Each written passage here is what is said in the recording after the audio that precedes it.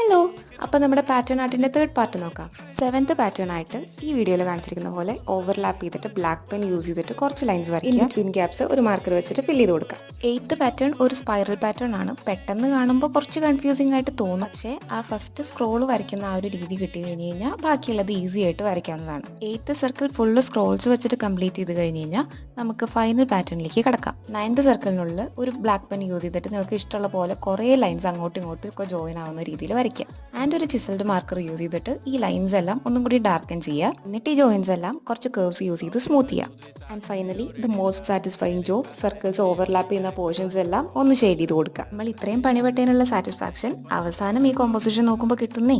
പിന്നെ നമ്മൾ last upload ചെയ്തിട്ടുള്ള 3 വീഡിയോകളിലായിട്ട് പുതിയ 9 സബ്സ്ക്രൈബേഴ്സിനെയും അറൗണ്ട് ഒരു 80 ലൈക്സും കിട്ടിയിട്ടുണ്ട്. ഇതൊക്കെ വലിയ കാര്യമാണെന്ന് ചിന്തിക്കുന്നവരുണ്ടാവും. നമ്മൾ ഒത്തിരി കഷ്ടപ്പെട്ട് ചെയ്യുന്ന വീഡിയോസിനെല്ലാം നിങ്ങൾക്ക് തരാൻ പറ്റിയ ഏറ്റവും ബെസ്റ്റ് ഫീഡ്ബാക്ക് ആണ് ഈ ലൈക്കും സബ്സ്ക്രൈബും ഷെയർ ചെയ്യാം. അപ്പോൾ thanks lot for the all beautiful souls.